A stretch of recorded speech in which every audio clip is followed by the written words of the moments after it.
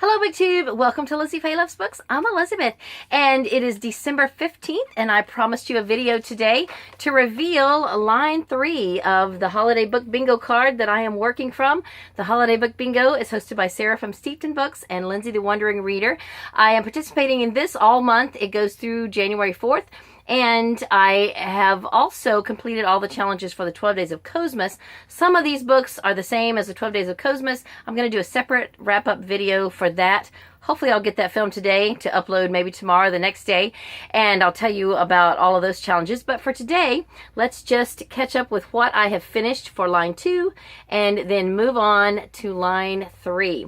Now, just a quick note about this last book on the top line. I'm reading A Cherry Cola Christmas by Ashton Lee. I have not finished it. I've made some progress on it, but I chose to sort of ignore my bingo print books just for a few days so that I could finish another book for a different video that I hope to also film today. And I wanted to just get it done and get it out of the way. So there's 3 of these in the second line that I haven't even started.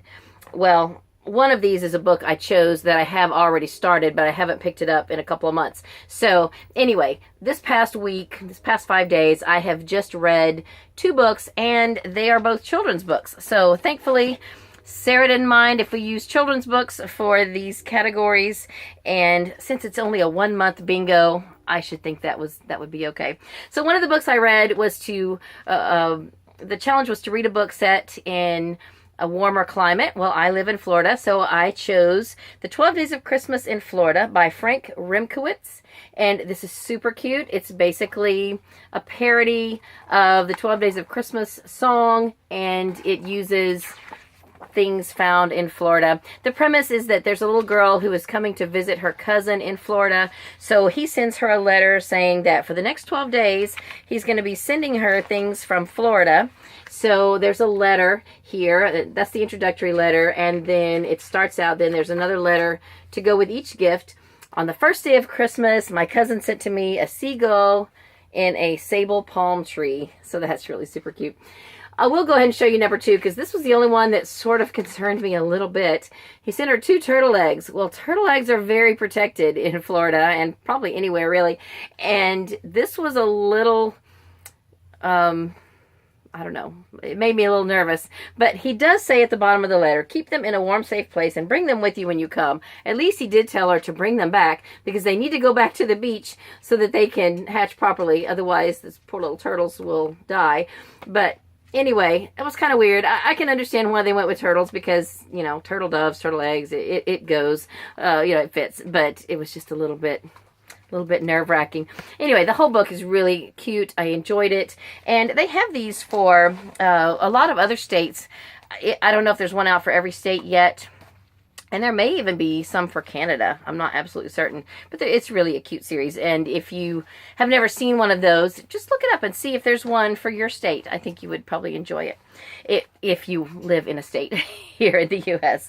All right, the last book that I finished that's on my bingo card for this week is How the Grinch Stole Christmas by Dr. Seuss. I read this with my daughter Emily while we were waiting to go on at the live nativity that they have down at our church here.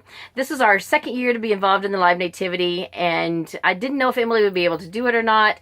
So we sat out the first night. My husband and my other daughter participated, and then for the second hour of the second night, she was doing so good. We had already finished reading this book, and she was like, Mommy, I like it. You know, she was doing great. And I said, you know what? I think we could bump somebody out. If anybody needs a break, then we'll bump them out. And we did, and we had a great time.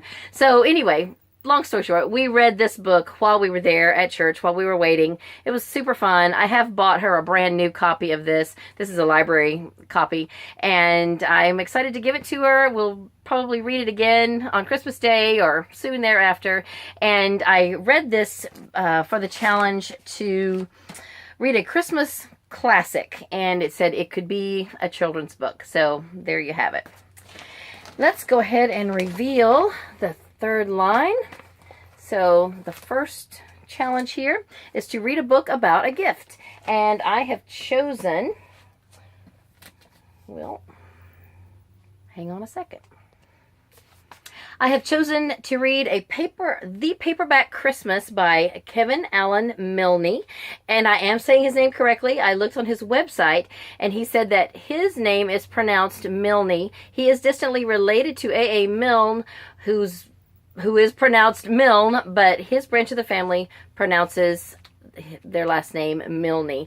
So just in case you hear me say that and you think, oh, that's not right, I got the confirmation from the author. So this looks really sweet, really nice. I'm going to be listening to this on Hoopla, on audio. And incidentally, the narrator on Hoopla mispronounced it. Well, and I've been mispronouncing it too. When I talked about this book earlier, I said I was going to read a book by Kevin Allen Milne because I just assumed it was the same. And even the narrator on the audiobook pronounces it Milne. But again, on Kevin Allen Milne's website, he says it's pronounced Milne. So then the next one is to read a holiday novella. I have purchased this on my Kindle, but I made a copy of one of the covers and it got cut off a little bit, sorry. But this is a Callahan Carol. This is the bridge between the Callahan Brothers Brazos Bend series by Geraldine Dawson and the Eternity Spring series by Emily March. They are the same person. There is a little letter of explanation at the end of Callahan Carol that explains the name change. Well, it kind of explains the name change and the changes and all of that, and it makes total sense. I get it. This is just a little Christmas novella that is right in between the two series. So I have not read the story yet, but I did skip ahead and read that letter because I was really curious to know, what happened that made such a change, and now I sort of get it.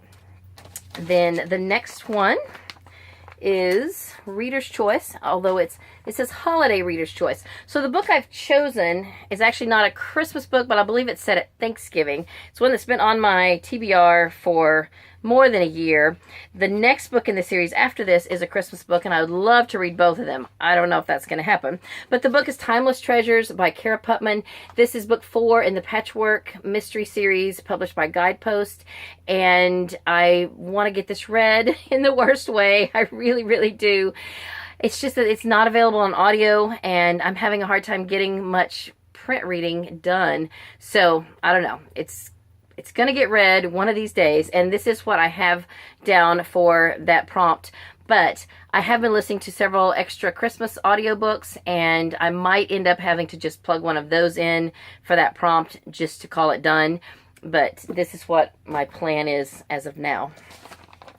Then the next one is a holiday book that was turned into a movie. Well, I wasn't sure what I was going to read for this. I thought I might have to reread something, and then I looked at a list on Goodreads that lists holiday movies. Actually, I think it's specifically Hallmark movies that were made from books, and I saw a book on there that I have. It was gifted to me not very long ago, and I didn't even know it was made into a movie. This was gifted to me by my friend Christelle from the channel Vintage Christelle. She sent me a really wonderful box of cat-themed books and bookish items, and I'm super thrilled to have this. So I'm going to be reading this and hopefully watching the movie soon. This is The 9 Lives of Christmas by Sheila Roberts, and it looks awesome. So then, dropping everything, the last one on this row is to read a Christmas historical romance. So I have a book that was on my Christmas TBR last year. I didn't get to it. This is on Audible. I might use one of my credits to go ahead and listen to this on audio. I would like to share this book with my sister. I think both of us have read a little bit of Sandra Dallas. I have mixed feelings over the books by her that I've read. There's been a couple I've really enjoyed, and then at least one that really disappointed me. But this is A Quilt for Christmas by Sandra Dallas, and I have high hopes for it. I hope it's going to be great. It's set at the Civil War time period, and I am super excited about it. And hopefully it will be something that I can get on audio, and then I can just go ahead and listen to it. I've been doing great on audio these last couple of weeks, but print books really have been slow. It's hard to just get very much reading done in one sitting for me. It's such a busy time. So anyway, this I think will be great for that prompt. So that's line 3 for the holiday book bingo for my card anyway. And I would love to know what you're reading. I have not kept up really good with the Goodreads group this week, but I will try to get caught up with that and see what everyone's reading. But I would love to invite you to comment down below anything that you're reading for the holiday book bingo, or just any Christmas themed books that you are reading this holiday season, or even any non-holiday themed books that you're reading. I just love to chat with you guys in the comments. And if you don't have time to comment or say anything, then just comment an emoji. It's been really fun to see some of the emojis that people have been commenting. I got that idea from a couple of other booktubers that are doing that lately, and it's just really nice to even just get an emoji from you, just to kind of know who's out there watching. And if you have time to just, click on something, that would be awesome. So that's it for this video. I hope to have a couple more videos out very soon. But for now, my plan is to keep reading these books for the bingo. And I will be back in 5 more days to reveal the 4th row. So that's all for this video. I hope you're having a great day. Read a good book, and God bless you.